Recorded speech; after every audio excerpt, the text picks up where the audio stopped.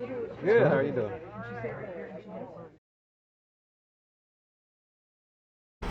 Okay, so this is going to be the spoiler-free section, and then we'll warn you when we get to spoilers. Let's try that. So, Lord, this is my second time seeing it. Ironically, so there was a critic screening, and then today was this Amazon Prime fan screening that I secured because I didn't know if the critic screening was going to happen. WB's been playing some touch and go. Anyways, we just got out of my second screening, his first screening of James Gunn's Superman. Okay. See, that's something I forgot right there. All right, I've already angered people, so I'm gonna go first really quick.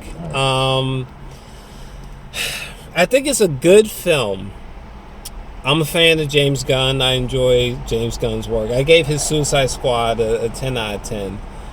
Massive fan. Or a fan, I should say. But I think this film is just good. I gave this film a 7 out of 10. For me, like, David is fantastic. He's awesome as Superman. I think Rachel is perfect, and they're both perfect as Clois, if you will. Yeah, good chemistry for sure. There's a lot of technical stuff that I think is great, cinematography, sound design, blah blah. But I think the movie's just good. Like, my rating scale is personalized, so 7 out of 10 is good or okay or decent on my scale. So I think the film is a 7 out of 10. And I kind of feel confident there. It's missing something. When I was watching it the first time, I realized it was missing something that I couldn't put my finger on. Like the 1978 Superman with Christopher Reeves. I believe it was 78. With Christopher Reeves, that's my favorite one. Maybe the best superhero film ever made. Superman? Correct. My current favorite is M. Night Shyamalan's Unbreakable. That's my current favorite superhero film of all time. It's been that way for quite some time. But I feel like the only other one would be Christopher Reeve's Superman. I think it's...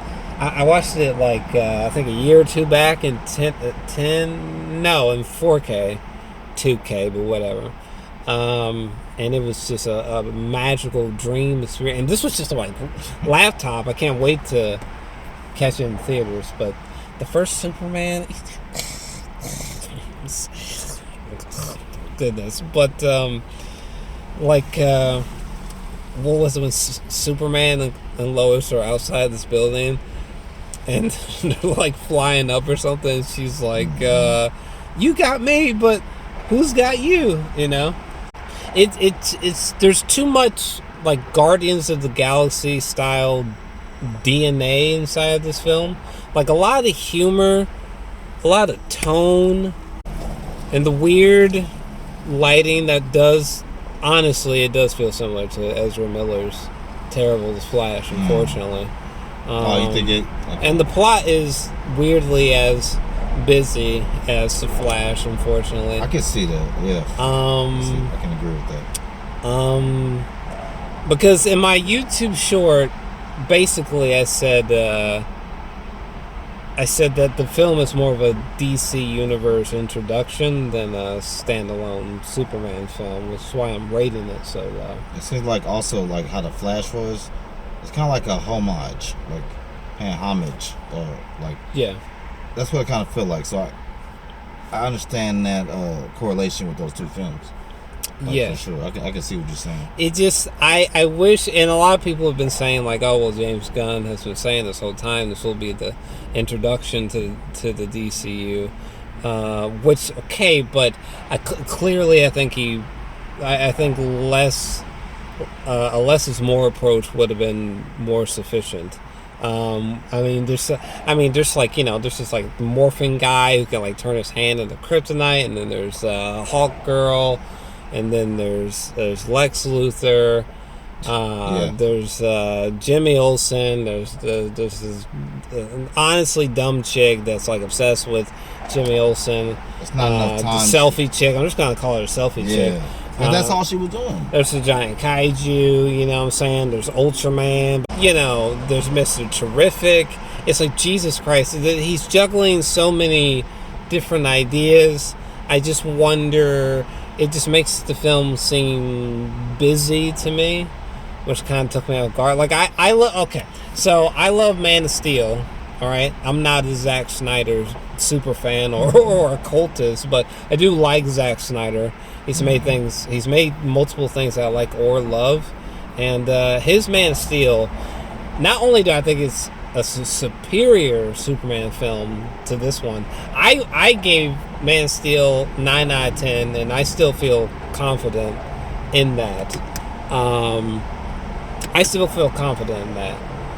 Man of Steel being a 9 out of 10. This one so far, I'm feeling a 7 out of 10. Sorry for the big lead in, but I did just want to clarify what I said in my YouTube shorts because people are angry with me.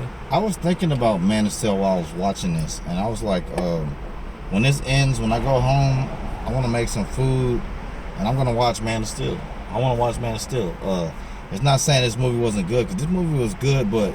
It was good. It was good, but the humor is too much.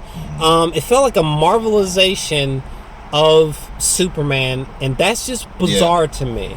Because James Gunn did 3 of the Guardians of the Galaxy films. And, you know, Superman... there's just a lot of it almost feels as if like he unconsciously bled a lot of Guardians of the Galaxy style storytelling but that's not Superman, okay? And when I mentioned the DC Universe thing, obviously I'm just saying that the story feels too busy. There's too many different concepts going on, like Hulk girl. What's she doing, bud? What's her importance? I agree. Okay, like this Guy Gardner, right? This Green Lantern.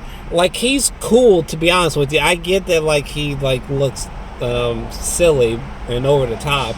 It's easy to hate on him from that, but he's honestly is just a cool, badass character. I'm not gonna lie to you. He even made me chuckle a few times. There's no time to really. But it seems like we're putting the cart before the horse or whatever. We're just jumping ahead.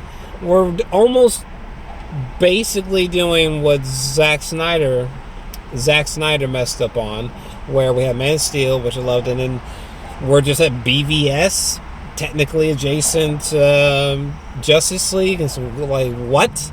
Why are we doing all this? I just simply wanted a Man of Steel sequel. What are you doing to me?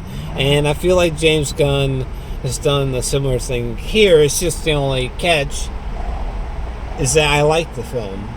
I think it's a good film. I think there's great moments, but the overall film is good to me. Like, replay value, I say this all the time, but replay value is such a big thing for me, and I just feel like if I'm just running this bitch back again, I don't think it's the kind of film I run back and back like that. No.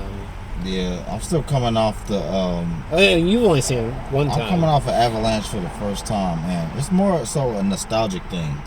Like, nostalgically, seeing Superman fight the way he's fighting, but also, you're right, because there's a lot that's stuffed into one thing. It's like, yes, Mr. What's his name? Mr. Fan. Mr. Terrific. Mr. Terrific was great. Yeah. He was great. We got a little more time with him. We didn't get a lot of time with Hawk Girl or Green Lantern. They had some comedy perks. So I understand when you say, like, the comparison with the Flash. But the Flash kind of did that too with the nostalgia. Visually, they do weirdly kind of look similar. I will give people. I feel like with the comparison for me with the Flash, I love the Flash because the nostalgia. So that's why I just love it because. Well, we like love the comics.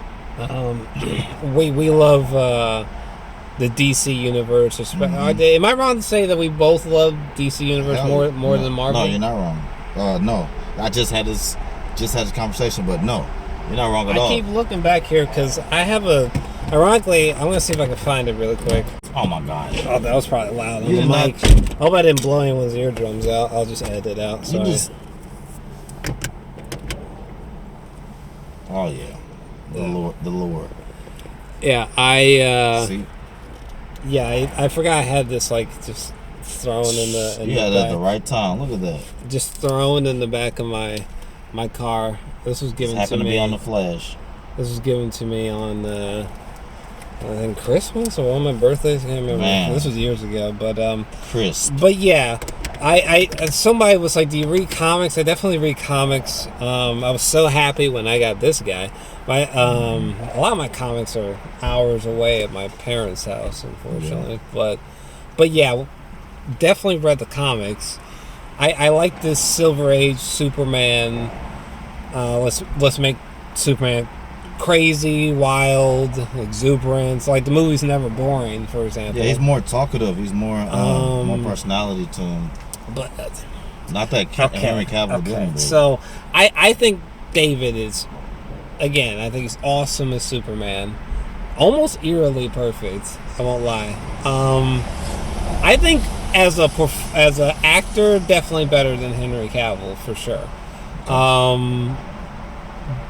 But he kind of gives me Star-Lord flashbacks, which is a weird thing to say about Superman. And you see the correlation. And like there's times where he's screaming, where he screams too much. And I'm not talking about him emoting. I'm talking about his literal scream. Like he hits this pitch. Like when he breaks into Lex's office, and he's like, he's like. Luther, where's the dog? I'm looking for the dog. And like he's hitting this pitch that made me laugh so hard. Or even during the interview between Lois and Clark, he hits that same similar pitch where he's like, "People are going to die." Oh yeah, he does this scream mad. like a few times, and I was just like, this. It's just so funny to me because for me, a more stoic Superman is more my speed, Yeah. like the animated show, or where he's just like, hey. or even Man of Steel. Not to say that like he can't be. There's nothing wrong with him being emotional. Yeah. Like the interview between Lois and Clark was incredible in my opinion. That was a great scene Because it was a great character study. Yeah. I found it to be like riveting because there was all these wonderful different pieces of camera work to keep you from like falling asleep. And that's weirdly not romantically, but like I guess like it's relatable when you deal with having conversations with people or relationships. They're in a romantic relationship, so there's still that emotion behind it. So certain triggers that she's hitting, even though she's doing the act. Spoiler. Oh yeah, we're gonna switch to spoilers, okay? Oh well, yeah, the Chlois interview, if you will, I thought was fantastic because it was great emotions. I loved the way it was shot. I loved the shot. I loved the shot of Clark Kent, like being like. He kind of is defeated and he walks out the apartment for the last time. But just this shot of like Superman in regular clothes as like a regular man going through these, issues with the wife or with Lois and the way that I don't know. It was just like a very like it was interesting to see Superman framed in such an ultra realistic, intimate way. And we all identify with that as men and dealing with women and stuff like that. So seeing him start to get triggered and almost lose his cool because that's his woman, even though there was a reason for what she was doing, you see the human side of him, and that's the main point. Yeah, I like that she actually genuinely interviewed him for real. Now I love the idea that like he's sort of like in a way that would not make the government happy. He sort of enters this foreign country to save said country from another country's violence, blah blah blah. Yeah. Obviously, speaking to a lot of real world topics. Yeah. But so I didn't have any issues there. Anybody having issues with the film politically or whatever? It's kind of at the wrong video. But yeah, I thought it was a good moral passage or challenge for Superman, and it wasn't saturated too much. It was putting her in a way like you get to learn their dynamic. Sure. And you know how his mind kind of works. But I think the James Gunn humor goes too far for Superman, who should be a more stoic, godlike character. He literally is godlike. While he's Superman. Correct. Mm-hmm. Yeah, he's definitely godlike, 100%. Mm-hmm. He can literally just like take his pinky and like throw that car over there, like across that river. Okay? Like that's like really the only for real. The only difference between him and Clark. Clark looked like Tom Hanks, and Superman looked like sure he had a comb over. But you know that's always how they do it. But and I like the hypno glasses thing because that's from the comics, obviously. Yes. But the hypno glasses thing, I think, is that was a nice. It's cool because you can do some fun stuff with that visually. Yes, and that's forgotten. At least I forgot all about that. Yes. When they said that, I was like, oh, same. Okay. But I just wish we didn't have so much humor. I wish there was more serious moments than humor, because sometimes the humor just kind of hurts the emotionality of scenes. Yeah, because there were humor in parts where it shouldn't have been. Correct. Like, there was an instance where they were coming out of this building in this craft that they were on, and it dropped. And they made it funny. But, like, for real, like, it didn't make sense how... That wasn't funny. Yeah, like when you know, the Lois and Mr. Terrific, they're like going to, he's like, you know, we're gonna take my ride, and they're going to his vehicle, but like the gate doors is going up slowly. It's just like, I mean, it's not a bad joke, but at the same time, it's like, could we have not just seen it like just raise and quickly and looking at this dope looking vehicle? It's like, I mean, you know, it was more so annoying, like a little bit. Yeah, like the moment that gets undercut, there's a moment between Lex and Luthor at the end, but then the Crypto, the dog, like grabs Luthor by the ankle or something, starts like throwing them around for extended moment. It's like this gag, but it also kind of hurt this great tension moment between Lex and Superman. Because let me tell you something, Nicholas Hoult as Lex, I think is genuinely great. I think he is. Cause he played my boy Hank McCoy. Which film? In the X-Men. So I'm like, he's switching over to Lex. I don't know. Him as Lex, I think, is such an inspired choice, because there are scenes where he's like, I don't know, just like in this boardroom, like barking orders and like barking like action commands, or he's literally in Superman's ear. He's being from Lex. across distance. Yeah. Like, he's acting so hard. Like, he's giving this performance 110%. I totally buy him as like this hateful, fearing person of Superman. You just see Superman as like the Antichrist or something that like it just must be removed. Yeah, because the whole time in the movie he keeps repeating like, they are paying me. They are appointing me to take you out, because you're a terrorist basically. So yeah, I'm happy about doing this. I want to do this. You figure out how to create kryptonite. And this dude's going nuts. Yeah. Regardless, I mean, Nicholas Hoult is he's excellent as Lex. I thought I would love to see his Lex team up with the Joker or something. That'd be insane. There's a sequence inside the Pentagon where like the camera's spinning around and they're all at this like spherical or circular table, and like just he was acting so hard, it was unbelievable. Like his take on Lex. Sometimes I wasn't crazy about the lightness of his voice, because it kind of I don't know. It kind of reminds me of like if Mark Zuckerberg got mad at me and he started screaming at me or something, or he was upset with me, it would sound something like that. And I don't know how. Which is funny. I don't know how intimidated by this. It's funny because the dude who played Mark Zuckerberg played Lex in other movies. Oh yeah, that's true. That's Jesse Eisenberg. A weird connection. That is a weird connection. Nicholas Hoult, I think, is probably the best one so far. I mean, probably the best Lexes were like, the animated series, Michael Rosenbaum from Smallville. Probably safe to say those are the best Lexes. Man, outside of, plug whatever comic here, but. Are you forgetting about Kevin Spacey? Oh yeah, Kevin Spacey. There's a couple scenes with Kevin Spacey that I think are really strong, but with the Chihuahuas, oh my god. But like where he stabs Superman in the back with the kryptonite blade was nice. Yeah. I might have to revisit. Where he's like, now fly, right? Or the other scene where he's talking to Lois and he's saying something like, "Come on, please tell me, please," and then she says something. He's like, "Wrong." That scene is great. I think they're on a ship or something. Whatever. You just went back into my childhood.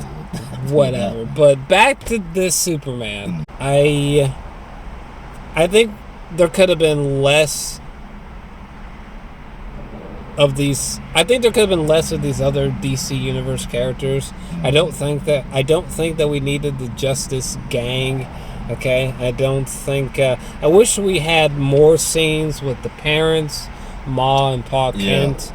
I wish we had more scenes with Lois and Clark because David and Rachel's their chemistry as actors is really strong. Yeah, you really buy them as lovers. Sure. And I did not get that from the Amy Adams, Henry Cavill, Snyderverse stuff. I never bought them as romantically. That's the last thing I think about when I think about it. Felt like acting. It didn't feel like they were actually into it. Like these two actually genuinely, which is funny because they both have like significant others in real life, but they genuinely felt like they were like deeply into each other, like for real. I agree with that. That felt real. Like an infectious love for each other. And even if you watch like their interviews with each other in real life, like they have like some kind of deep connection. And that's why when they had that that mock interview that she was doing, interrogating him, it felt it was chemistry. When they first did that, it set the tone for the rest of the movie. Yeah. Okay, they're really into it. Like they're arguing right now. They're doing this whole like, I don't know if I'm with him or not, or all this stuff. So, and they've been together for like years or something like that. It made it so we don't have to go through this whole thing of them doing this again, and they did it in a good way. It gave you a lot of great details about the personalities, and like even like the opening of the film I thought was strong. We're skipping the origin stuff and we're seeing this text over like these Arctic landscapes. But again, stuff like, I appreciate that Crypto acts like a real dog, but I think sequences of like Crypto like messing up events or things because he's like this real dog kind of goes too far in the film. Appreciate that he acts like a real dog, but there's sometimes he kind of he's a cock blocker. It's kind of like we're droning the same joke over and over again for too long. It's like you said with the moment between like Superman when he's like when Superman lands on the ground at the beginning and he's like he's like bleeding out, right? And Crypto shows up at first like he's like super doggedly like jumping on him and like hurting his broken bones and worse, and he's like and Superman's like okay, moments like this I'm like, I just don't know. Doesn't feel very Superman-y to me. It feels like something dumb. Feels like something dumb to happen in a Guardians film, not in a Superman film. I'm not even saying like it's not funny. It is funny. That's the painful part. It is funny, but at the same time, it doesn't feel like logical to Superman. That's all I'm saying. All right, take me home. He's like, what? Take me home. Please, he's got like broken bones and stuff. And another thing, when I was saying like he screams too much, right? There's when they're healing him with the sun. Why did they make him? Why did they make him scream like that? Like I'm not saying Because somebody in the comments was like, "What? So people can't emote?" That's not what I'm saying. I love the scenes where he's emoting, but that screamo where they put the magnifying glass on him, he's like, he literally. This is exactly what he was like. He literally was like, I was like, damn, like, shouldn't he be feeling good? What the fuck? I did cringe when that happened. I did. Cringe. Shouldn't it be, even if it's healing broken bones, shouldn't it feel more so good than like? I'm not exaggerating. He literally was like, but then again, if he was like, yeah, like, he didn't need to do that either. He could just like, I'm not gonna lie, there's not like a lot of great answers because it's a weird thing, but like he could like softly moaned or some shit and then been like boom doom doom. I know, yeah, like awakened. He didn't need to be like. I said, damn, like the camera was pulling back on him. He was a baby getting a shot or something. Like, I did cringe at that. I was like, I still don't like Bradley Cooper as his father, Jor-Els. Okay, you guys can keep getting mad at me. I was sitting there like, hold on. But like, it just doesn't. Like Russell Crowe as Jor-Els. Well, first off, Russell Crowe just has a dope voice. And he was riding on the back of a creature, like, and like his Kryptonian armor, like I think he had like a cape or something, was super sick. But yeah, Russell Crowe was fine. Like I thought he was fantastic. But like I mean, Bradley Cooper, like that was so random. I said this somewhere before, but like Bradley Cooper looks like it could be like, you know, Davis wingman at a bar or some shit. Not his daddy. But it's like if I've been saying this a lot, but I've been telling people if I watched this Superman film without knowing anything prior and I didn't know the title, when the title came up, I would have been like, this was supposed to be a Superman. This did not feel like a standalone Superman film to me. It feels like it should have been titled Welcome to the DC Universe, or it should have been titled Superman and the Adventures of him and his super friends or something. That would have made more sense than calling it Superman. I feel like there's way more on the film's mind than Superman. He is the main character, but I think when it comes to focus, like what are we focusing on, that attention is in just too many places for me personally, for me to love this as a Superman film. It's called Superman. I wish they focused on Superman more. It should have been called the Justice Gang. It should have. I mean, in Spider-Man 2, 2004, I mean, it's really just like, you know, Peter dealing with failures in his life and Doc Ock. I guess we can kind of maybe make an honorable mention Harry slowly becoming a villain, but still. Yeah, it's more of a mental attack. It's really those two core things. His life is sort of caving in on him from all these failures, and there's Doc Ock, Dr. Octopus, and like that. Like it's it feels way more streamlined. Whereas in this film, it's like Spider-Man 3. Unfortunately, there's too many bad guys. Too many comic booky faces that are substantial, and people are like, "Oh my god!" because it's not enough time for them. Yeah, exactly. Not enough time to make their character development bloom. Like we don't. Not that we don't care. Like it's like they're just there. Like we know they're there now. So it almost makes it like he got like a cheat code.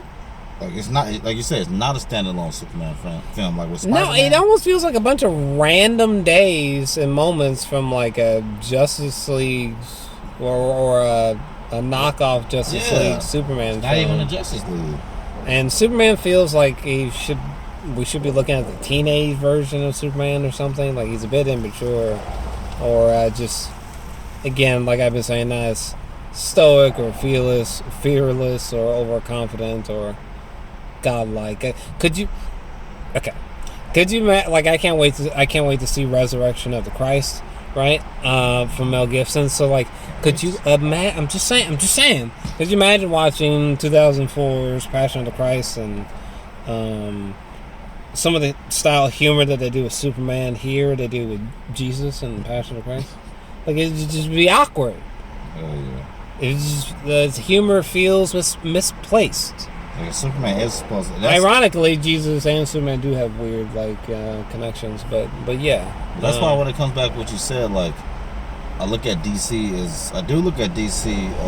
It's more serious. Yeah, more of a god and goddess type. More mythic. Yes. So I look at them like if I were to see Superman floating over this car right now, it wouldn't be a joke. It would be nothing. It would not be followed up by a MCU joke, that's for sure. Like Crisis on Infinite Earths is one of my favorite stories of all time. Was that from the 80s, I think? But yes, 85. I think so, 85. It means so much to me. Like, it taught me a lot about storytelling and how ambitious you can get with storytelling, especially in superhero narratives. But they're making these so-called gods and goddesses vulnerable. They're popping up. Like their worlds are getting destroyed. Their worlds are starting to merge. Right. It's almost biblical. I got wrap this up because I got pissed like a racehorse. I'm gonna have to walk back in this bitch. Me too, bro. I don't know. I downed this entire beer before, but anyway, I don't even know where I am in the conversation. I mean, for me, it's a 7 out of 10. It's weird because I like the film. I think it's a good film. I think it's a decent to okay to a good film. 7 out of 10. But for me, it sounds funny. I'm not like a Snyder super fan. I'm not like a Snyder cultist or something. But I would say that Man of Steel, for example, is a vastly superior film. I think the score from Hans Zimmer is leagues ahead of most of the things happening in this film. No disrespect. There's this moment where Superman's he's in this pocket universe, right? And he's being floated away on this multicolored Minecraft river or something. I'm just what in God's name are we doing here? Yeah, that's another thing. I think we could have just scaled things back, right? And just we could scale things back. We didn't have to go so interdimensional. I don't mind tackling a Silver Age Superman. I'm just saying it just feels overcooked. Yeah, that's what I feel. I think they should have built to that. They could maybe wait till a sequel. But go that crazy, doing all this in there is a pocket. There's a bridge. I ain't even getting to it. There's Mr. Terrific. There's this pocket universe. You know what I'm saying? There's this Hawk Girl. There's this giant kaiju. The kaiju was cool. But the creature he was. I also like that the kaiju was this little tiny baby thing. Yeah, that was cool. That was cool. It's like a Pokemon. And then it just grew skyscraper size. It just let it loose, and then. Because that's another thing. The visual effects, the CGI, I thought was greatly done and rendered. They spent at the least a year on the VFX. With the upcoming Fantastic Four, they spent less time on their VFX CGI, so and that's out later this month. So they spent so much time in this other world that I feel like they should have spent more time on, like you say, him being in the regular world. Just more time with Superman. We don't need Mr. Terrific. We don't need the Justice Gang. Okay, we don't. I'm fine with Lex Luthor. Okay, we don't need Ultraman. The intro to Ultraman was fantastic. There were some fantastic sub-bassy music instrumentals playing when he's walking. When he's walking, I'll pee my pants.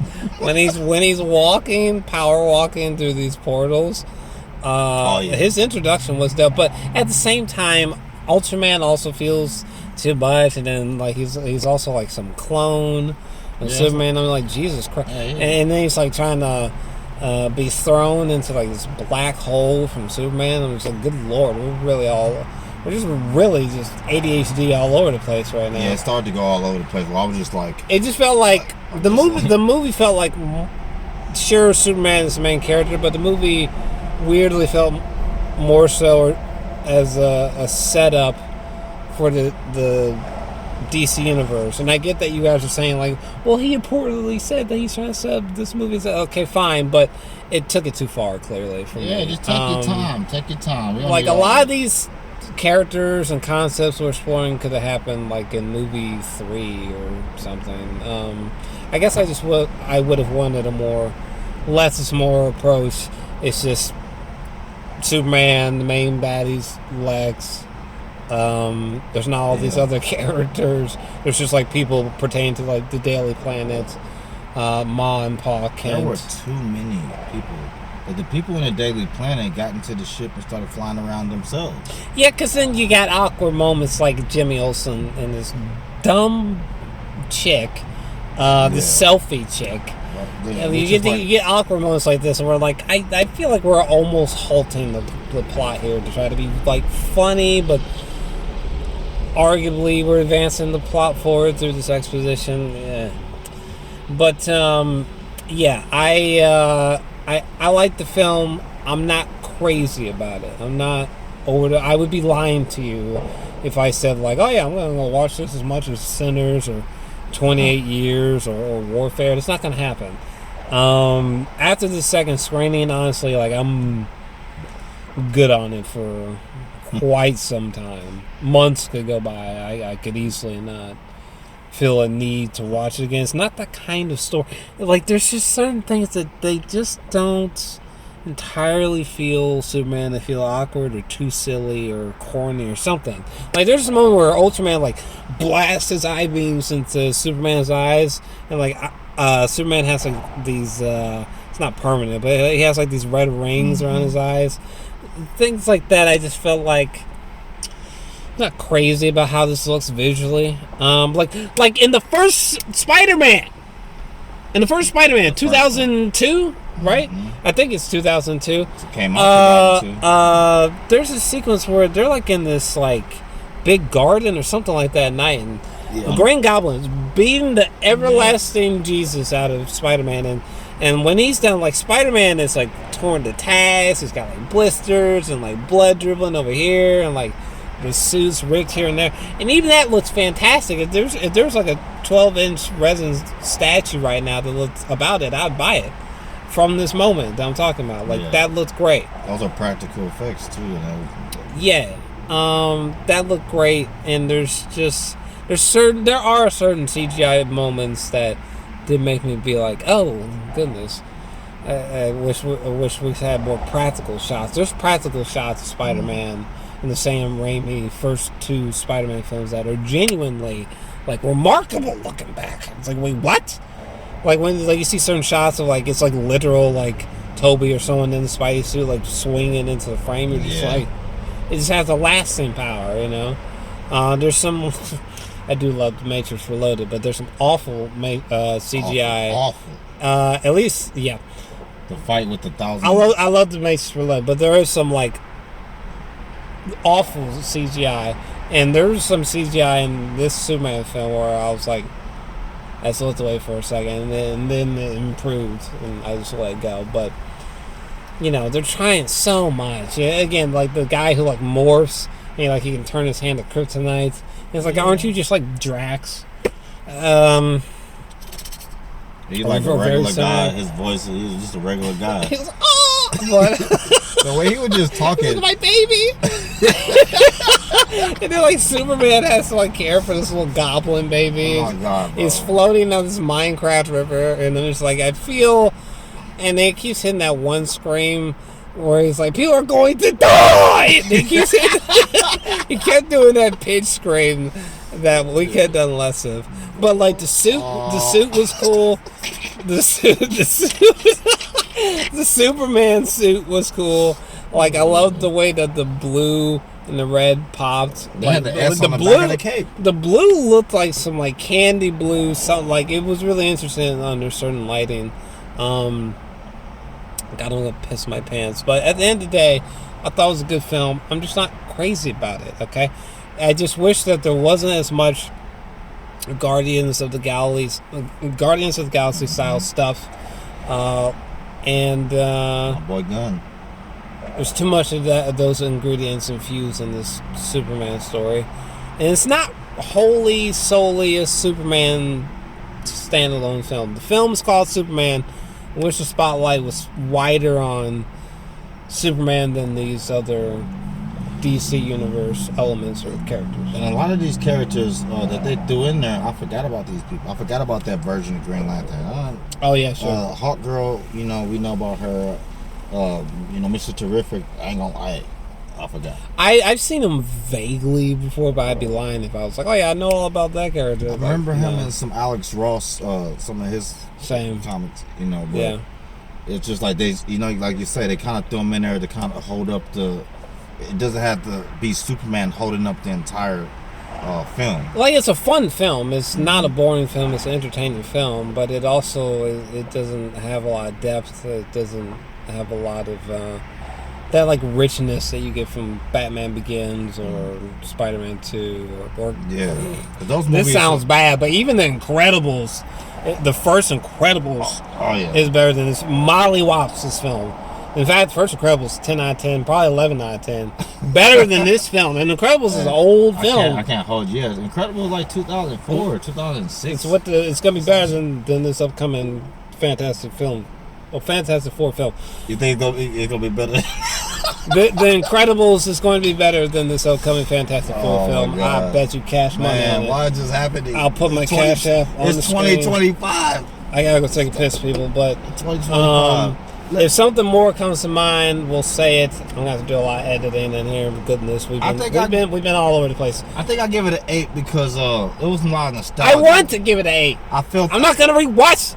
I'm not even trying to cut you off. I'm not gonna rewatch. I'm not gonna rewatch this picture. I'm not watching. I'm not lying to you. I'm not here to lie to you. I'm not watching until it comes on streaming again. But I'm not hating either. I said it's a good film.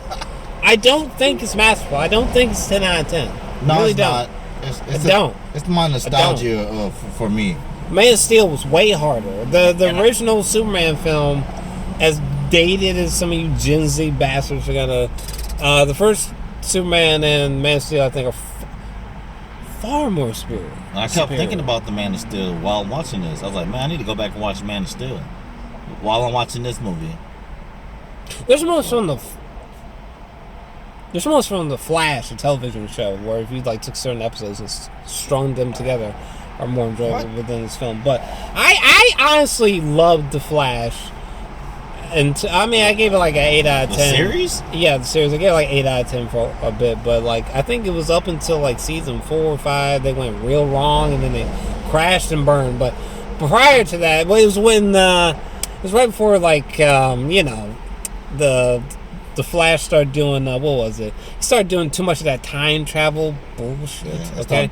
Or they had this one plot arc with Iris where they're like, oh my god, this future day, Iris is gonna die, we gotta save her. So they spent like multiple episodes on this, and then when we finally get to the big moment, it's like nothing special. But before all that, I genuinely loved the Flash. Gave it like 8 out of 10. Like, it genuinely was like this rosy, cozy, you could bake an apple pie and show the grandma and play with the child and the wife walking through, and it's fine. It's enjoyable. You can't do that with Game of Thrones or something. It's insane. But especially with that Starbucks cup. Yeah, I appreciate the wholesomeness, the acting. There's some strong VFX. There's good emotional scenes. There's great action, flight sequences, for sure. I just think a lot of time the story feels too unserious.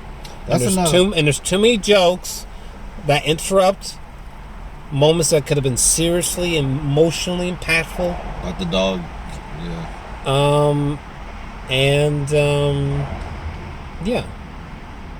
yeah. I don't know what more you want to add, but one more thing. That's kind of when it talks about the flight, there's a lot of scenes with the flight, and I did compare it with Man of Steel.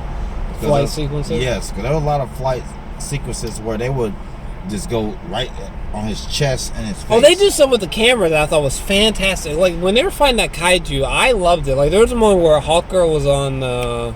funny, I was complaining about her, but when she's Isabela, when she's on the eyelid of the kaiju, I was just like, Jesus Christ! Everything is rendered fantastically. The way that the camera's panning from her to Guy Gardner, Green Lantern, it's really fun. It is a fun film for sure, but it's just not this.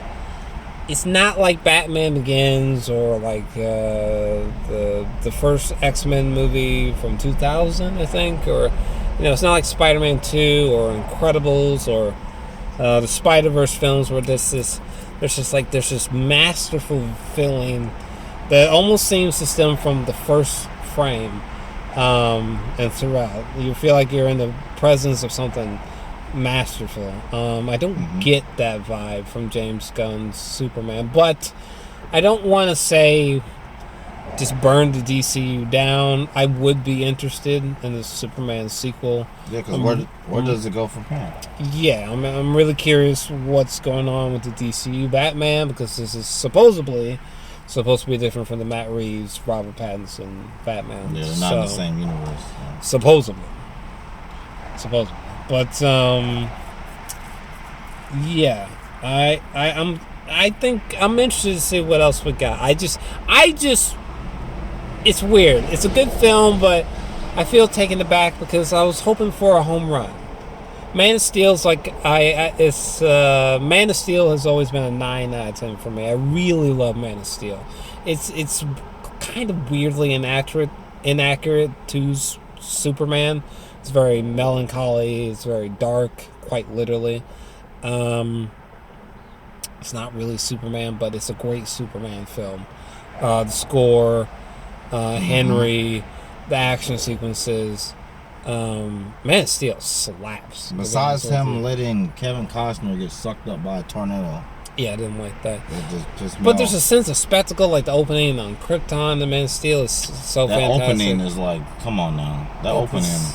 And then like the 101 between Zod and Superman. And DBZ level. Yeah. Come on. At the end there, or even just the build up to Zod, God, or like Zod's little minions. Like I just think. Am I crazy? I think Man of Steel is a better Superman film than this one. They were fighting. I think they were using the IHOP to fight each other. Like, I think they was. In the movie. Like when Supergirl shows up, the Superman.